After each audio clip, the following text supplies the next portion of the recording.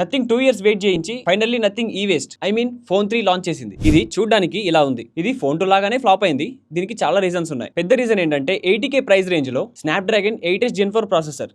ఇది ఒక mid range processor. IQOO అక్కడ ఈ ప్రాసెసర్ ని 30K లో ప్రొవైడ్ చేసింది. దీని తర్వాత ఇందులో LTPS డిస్ప్లే ని ప్రొవైడ్ చేశారు. ఈ ప్రైస్ రేంజ్ లో దీన్ని అసలు యాక్సెప్ట్ చేయలేం. ఇదే కాక దీంట్లో 50MP main camera, 50MP 3x periscopic lens ని ప్రొవైడ్ చేశారు. బట్ ఈ 50MP 3x వీళ్ళ 3A Pro 3x కంటే చాలా week. And 50MP ultra wide camera and 50MP front కెమెరాని ప్రొవైడ్ చేశారు. సో వీటికి సంబంధించిన శాంపిల్స్ అనేవి మీరు ఆన్ నెట్ లో చెక్ చేయొచ్చు. ఇక గ్లిఫ్ ఇంటర్ఫేస్ ని రిమూవ్ చేసి గ్లిఫ్ మ్యాట్రిక్స్ ని ఇంట్రడ్యూస్ చేశారు. అంటే ఫోన్ వెనకాల ఒక స్క్రీన్ ప్రొవైడ్ చేశారు. ఇది 489 ఇండివిజువల్ LEDs తో వస్తుంది. ఇదంతా గొప్ప ఫంక్షనాలిటీతో ఏం రావట్లేదు. సిలికాన్ కార్బన్ బ్యాటరీ ఇచ్చారు.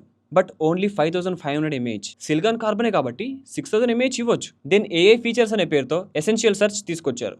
That's it. ఇది చూసిన తర్వాత నాకు iPhone 16e value for money అనిపించింది. బట్ వీళ్ళ స్ట్రాటజీ ఏంటో నాకు అసలు అర్థమవుతలేదు. దీనిపై మీ ఒపీనియన్ ఏంటో కింద కామెంట్లో చెప్పండి. ఇలాంటి మరిన్ని టెక్ ఇన్ఫర్మేటివ్ వీడియోస్ కోసం మన ఛానల్ సబ్స్క్రైబ్ చేసుకోండి. Thanks for watching.